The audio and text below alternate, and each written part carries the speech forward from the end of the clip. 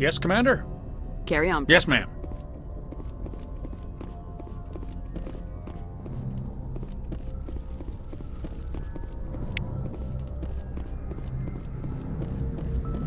I prefer gold to silver, you know, for my medal.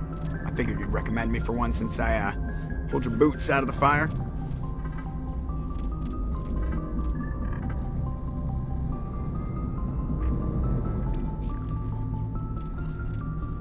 If we present you with a medal, you'll end up sitting on stage listening to politicians make speeches for a couple of hours.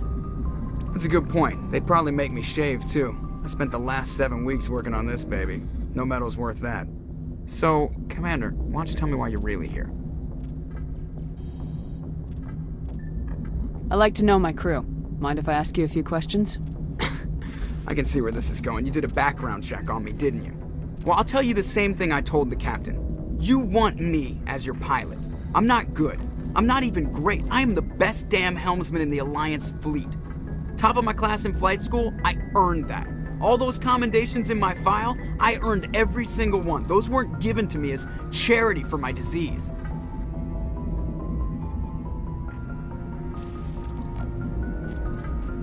I'm sorry, Joker. I didn't even know you were sick. You mean you didn't know? Oh, crap. Okay, I've got Vrolik syndrome, brittle bone disease. The bones in my legs never develop properly. They're basically hollow, too much force and they'll shatter. Even with crutches and my leg braces, it's hard to get around. One wrong step and crack! It's very dramatic. But I've learned to manage my condition, Commander. Put the Normandy in my hands and I'll make her dance for you. Just don't ask me to get up and dance unless, you know, you like the sound of snapping shin bones. I have to go. Alright, see you.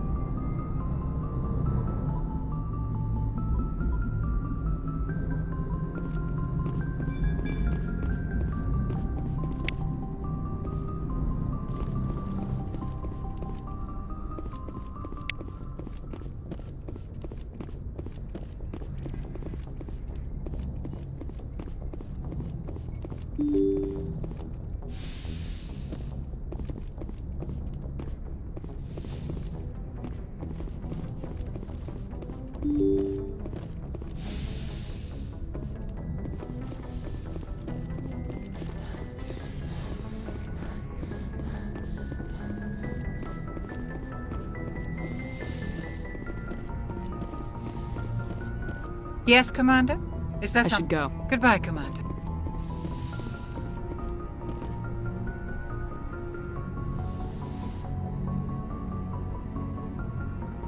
Commander, are you coming to check up on me? You look much better. How are you feeling? Dr. Chakwas assures me I am going to be fine. I was impressed with her knowledge of Asari physiology. You're in good hands. Dr. Chakwas knows what she's doing. I never properly thanked you for saving me from the Geth, Commander. If you hadn't shown up, I'm just glad we got there in time. So am I. I know you took a chance bringing me aboard this ship. I have seen the way your crew looks at me. They do not trust me. But I am not like Benezia. I will do whatever I can to help you stop Saren. I promise. Don't worry, Liara. I trust you. I know you won't let me down. It means a lot to hear you say that, Commander. Thank you. Tell me about yourself, Liara. Me? I am afraid I am not very interesting, Commander. I spend most of my time on remote digs, unearthing mundane items buried in long-forgotten Prothean ruins. Sounds dangerous. And lonely. Sometimes I would run afoul of indigenous life forms or stumble across a small band of mercenaries or privateers. But I was always careful. Until the Geth followed me to Artemis Tau. I never found myself in any situation my biotics could not handle. As for the solitude, well, that is one aspect that most appealed to me. Sometimes I just need to get away from other people. You don't like other people? I suppose it comes from being a matriarch's daughter. People expected me to follow in Benezia's footsteps. They wanted me to become a leader of our people. Matriarchs guide their followers into the future. They seek the truth of what is yet to come. Maybe that's why I became so interested in the secrets of the past. It sounds so foolish when I say it out loud. It sounds like I became an archaeologist simply to spite Benezia. You must enjoy something about it. I love my work. Seeking out history's lost secrets has a special appeal for me. You were actually touched by working Prothean technology. That is why I find you so fascinating, Commander. Sounds like you want to dissect me in a lab somewhere. What? No, I did not mean to insinuate. I never meant to offend you, Shepard. I only meant that you would be an interesting specimen for an in-depth study. No, that's even worse. Calm down, Liara. I was only joking. Joking? Oh, by the goddess, how could I be so dense? You must think I am a complete and utter fool. Now you know why I prefer to spend my time in the field with data disks and computers. I always seem to say something embarrassing around other people. Please, just pretend this conversation never happened. I'd like to know more about the Asari. We were the first species to discover the Citadel. We were instrumental in forming the Council, and we always strive to be the voice of peaceful cooperation in galactic disputes. My people believe we are all part of a single galactic community. Each species contributes something to the greater whole. Although we seek to understand other species, it seems few of them seek to understand us. The galaxy is filled with rumors and misinformation about my people. Like what? Most of the inaccuracies are centered around our mating rituals. My species is monogendered. Male and female have no real meaning for us. We still require a partner to reproduce. This second parent, however, may be of any species and any gender. I don't understand. Your species can mate with anyone? Mating is not quite the proper term, not as you understand it. Physical contact may or may not be involved, but it is not an essential element of the union. The true connection is mental. Our physiology allows us to meld with other beings. We can touch the very depths of their minds. We explore the genetic memory of their species. We share the most basic elements of their individual and racial identities. We then pass these traits on to our daughters. It is how we learn to grow as a species and how we develop a greater understanding of other races. What happens to your partner after the union? Every relationship is different. Some unions are a single encounter with both parents parting ways afterwards. Others can be more long-term. Sometimes an Asari and her partner will stay together for many decades. You Asari live for 1,000 years. What happens when your partner dies? Few sapient species live as long as my kind. We have learned to take a philosophical approach to our unions. We do not focus on the inevitable loss of our partners. Instead, we enjoy the time we spend with them. And even after they're gone, a part of them lives on in us. The union is a connection that transcends both time and space. Do you know who Matriarch Benezia chose as her partner? She rarely spoke of her partner. Though I know my father, if you want to use that term, was another Asari. I thought you always needed another species to serve as one of the parents. Think about it, Shepard. If we were not able to mate with our own species, we would have died out long before we ever mastered spaceflight and left our homeworld. Union with our own kind is no longer common, not for the purposes of reproduction. Most Asari believe it weakens our species. Asari daughters inherit racial traits from the father species. If both parents are Asari, then nothing has been gained, or so conventional wisdom would hold. I am what is sometimes called a pureblood. Though no Asari would ever be cruel enough to say the word to my face, it is a great insult among my people. It is possible Benezia's partner was embarrassed by their union. She may have been too ashamed to publicly acknowledge me as her offspring. Maybe she wanted to meet you but couldn't. Something could have happened to her. Maybe she passed away. You might be right. I hope you are. But I have no way to know for sure. Benezia never spoke of her partner. Whatever happened, it caused her too much pain to dwell on it. She raised me by herself, though that is not uncommon. Many Asari raise their children alone, particularly if the father species is short-lived. Often the partner will pass on long before the child reaches maturity. Do you know why Benezia joined up with Saren? I don't understand it. She was always outspoken about the need for the Asari to become more involved in shaping galactic events. Maybe she thought allying herself with Saren would somehow be for the greater good in the long run. At least I hope so.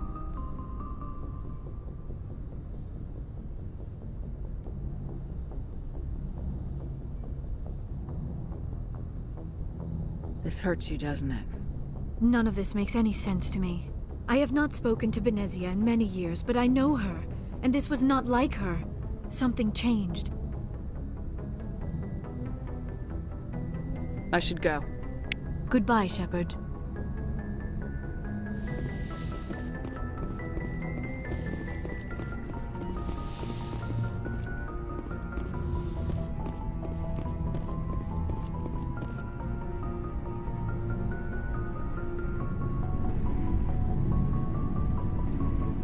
Commander, do you have a minute?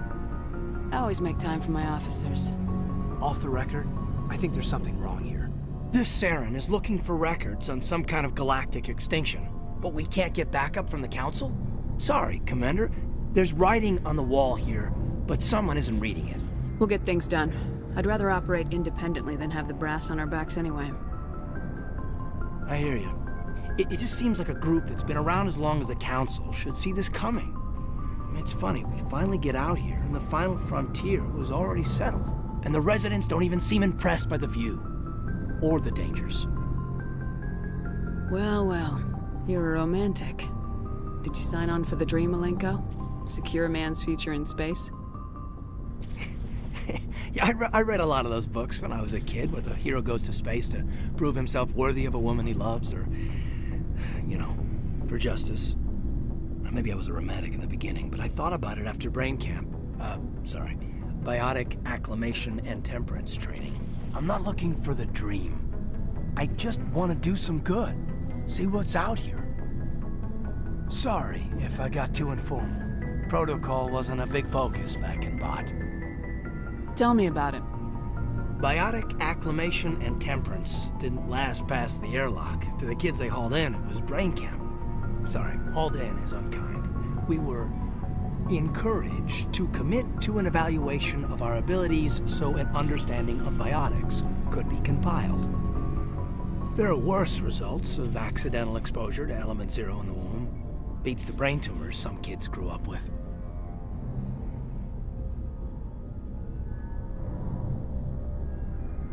Is there some question about how you were exposed? My mother was downwind of a transport crash. It was before there were human biotics, a little after the discovery of the Martian ruins. It only gets iffy around 63 when Kinetics was running out of first-gen subjects. Until then, they'd relied on accidentals. A bunch of guys in suits show up at your door after school, and next thing you know, you're out on Jump Zero.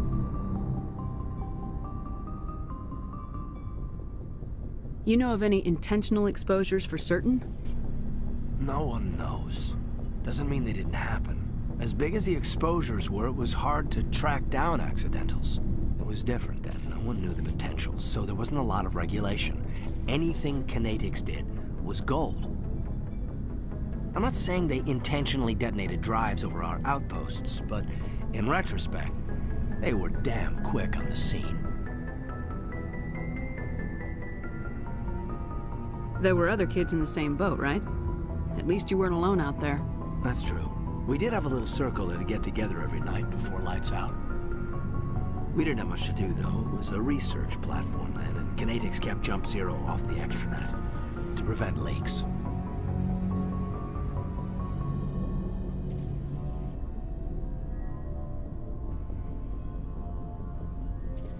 Then you must have had plenty of time to get to know each other. Yeah, we'd sit around and bull every night after dinner, play cards or network games. There was this girl named Rana, who had a little circle grow up around her. She was from Turkey. Her family was very rich. But she was smart and charming as hell.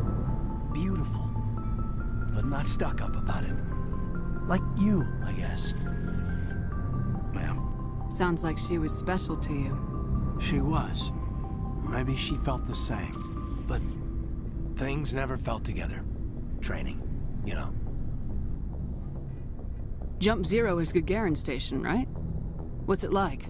Yeah, that's the official name. Biggest and farthest facility we had for decades. Right on the termination shock, the outer edge of the solar system. It's where they did all the Goose Chase FTL research before we caught on to using mass effect fields. It was a sterile research platform when I was there. Jump Zero's a long way from home. What was it like? The Grand Gateway to Humanity looks a lot better in the vids. Anyway, this was supposed to be a casual debrief, not a bull session about stuff that happened years ago. I wanted to get to know you a little better, that's all. Thanks for the talk, Kaidan. Well, you're welcome, man. You, make a habit of getting this personal with everyone? Of course, but I don't enjoy it with everyone. We'll talk again later. I'll need some time to process that, Commander. But, yeah, I'd like that.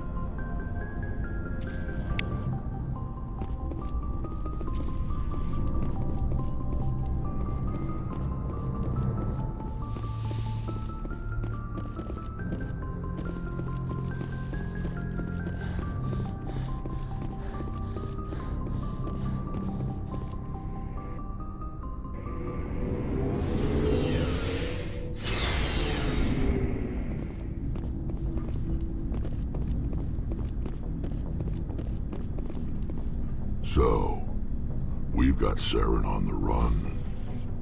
It won't be long now. Saren's good, but I'm better. Good. He's rotten. To the core. I could tell as soon as I met him.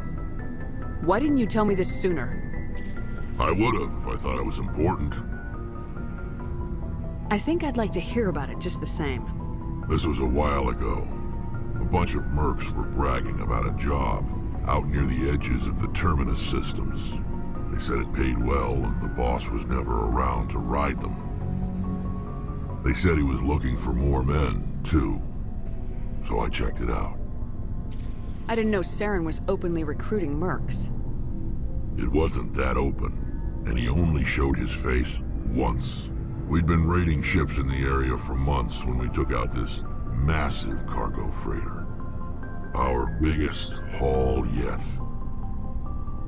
I was on board checking bodies for valuables, looking for some extra credits.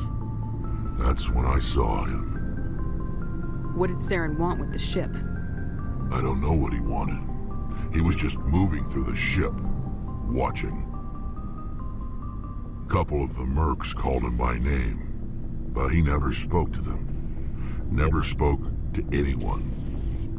I had a really bad feeling about him, so I got the hell out.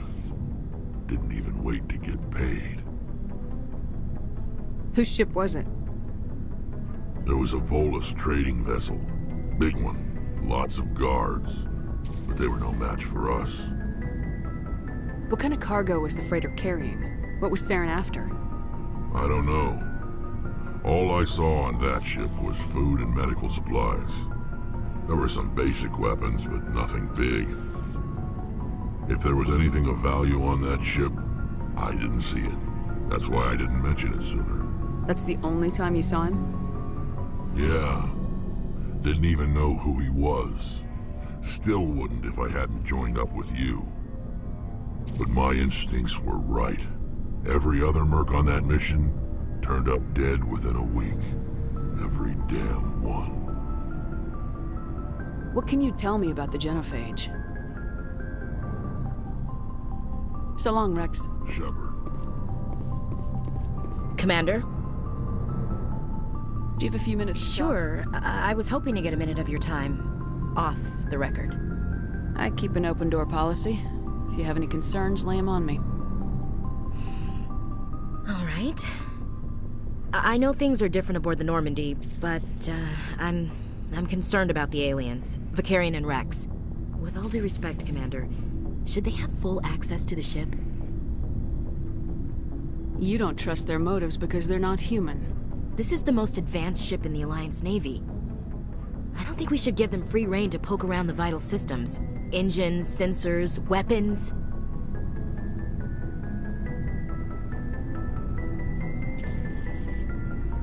You don't trust the Alliance's allies? I'm not sure I'd call the Council races allies. We, humanity, have to learn to rely on ourselves. How do you get from relying on ourselves to mistreating our allies? I don't mean we should mistreat them, Commander. I just think we should be prepared to go it without them. As noble as the council members seem now, if their backs are against the wall, they'll abandon us. You get a pessimistic view of the universe, Williams. A pessimist is what an optimist calls a realist. Look, if you're fighting a bear and the only way for you to survive is to sick your dog on it and run, you'll do it. As much as you love your dog, it isn't human. It's not racism, not really. Members of their species will always be more important to them than humans are. You sound like one of those Terra Firma party pamphlets, Chief. Terra Firma is a pack of jackals. The founders had ideals. These days they just play off xenophobia and bigotry. I hope my reasons are more rational. My father, grandfather, great-grandmother, they all picked up a rifle and swore the oath of service. I guess we just tend to think of Earth's interests as our own. I never knew my family. Grew up an orphan on Earth. Anybody in your family I'd have heard of? Couldn't say, Commander. So why are you out here? Just trying to get away from Earth? No. The future of humanity is out here. There's so much we haven't seen yet. Yeah. I still remember my first field exercise on Titan. When we hit mud, the reality hit me. I'm the first person who ever stood here. Then my drill instructor kicked me in the ass. I went face first into the muck. He spent the next 5 minutes chewing me out for gold bricking. Don't tell me you had Gunny Ellison. He's the only one who uses that word to describe shirking duty. Oh, Lord. You went to the Makapog boot camp, too? Yeah. Gunny Ellison's still reaming out recruits down there. Kicking ass and using words like inveigle and pusillanimous. It doesn't sound like you've worked with aliens before. No, ma'am. Mainly I've been groundside, part of the surface garrison forces. I did get a rotation on a space station for training. Every Marine a rifleman, every rifleman ZG certified. That's odd. Your record is spotless and your technical scores are exemplary. You should be serving with the fleet. Anyway, that's why I haven't served with many aliens, Commander. All right, I can see where your concerns are coming from, Williams. But this is a multilateral mission. You're gonna have to work with aliens, like it or not. It won't be a problem, Commander. You say jump, I say how high. You tell me to kiss a Turian, I'll ask which cheek. I don't think kissing Turians will be necessary. You never know, Commander. What's your opinion of the last mission? Not sure I buy Dr. Tassoni's story about her and her mom not talking. They're family, right? I think she's being straight with us. Or at least I don't think she lies very often. Yeah, she's probably really bad at it. Hey, want me to ask her about her sex life? Might be illuminating. That's between you and her. Scuttlebutt says otherwise. Too bad those ruins got destroyed. I mean, they lasted thousands of years. That's impressive. Dismissed, Chief. Ma'am,